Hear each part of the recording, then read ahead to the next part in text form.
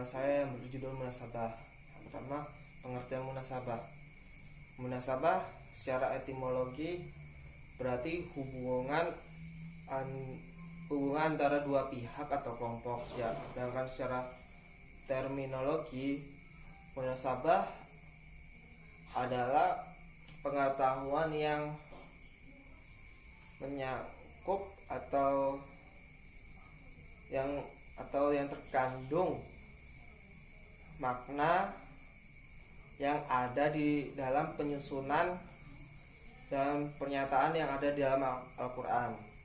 Jadi dapat disimpulkan bahwa makna munasabah secara istilah adalah pengetahuan yang merupakan ilmu Al-Quran yang membahas tentang korelasi antara surat satu dengan lain, antara ayat dengan kalimat, serta surat antar surat, sehingga dalam penyusunannya Al-Quran tidak ada lagi yang kerancuan atau keraguan. Kemudian munasabah dibagi menjadi 5. Yang pertama, munasabah antar surat antar hubungan surat satu dengan yang lain.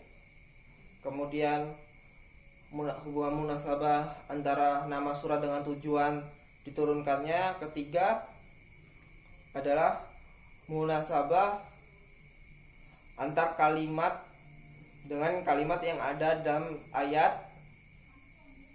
Keempat, antara surat awal dan dengan surat terakhir. Yang terakhir, antara ayat dengan ayat. Kemudian adalah urgensi. Sebagai munasabah sebagai asbabul nuzul berperan penting dalam mengetahui isi yang ada di dalam Al-Quran, seperti yang dikatakan oleh Muhammad Abdullah, sekalipun masalah-masalah yang berkaitan dengan Al-Quran, selama itu masih menyangkut dalam Al-Quran, maka dari itu bagi orang-orang yang memahami sistematik surat, semestinya dapat memperhatikan kondisi yang ada di dalam Al-Quran.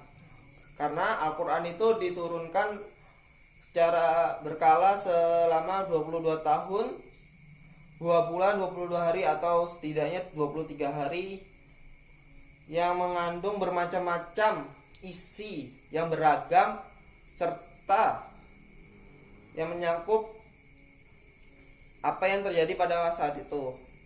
Kemudian adalah pendapat para ulama. Di sini munasabah dibagi menjadi menurut para ahli dibagi menjadi ada yang menjadi 2, yaitu kontra dan pro. Yang kontra mengatakan bahwa munasabah itu hanya membuang-buang waktu karena apa yang sudah terkandung dalam Al-Quran itu adalah valid. Sedangkan yang pro itu mengatakan bahwa di dalam munasabah ini berperan penting dalam pengukuran atau penyusunan. Itu dikarenakan Al-Quran diturunkan secara berkala-kala. Mungkin itu saja yang bisa saya sampaikan. Saya ucapkan terima kasih. Wassalamualaikum warahmatullahi wabarakatuh.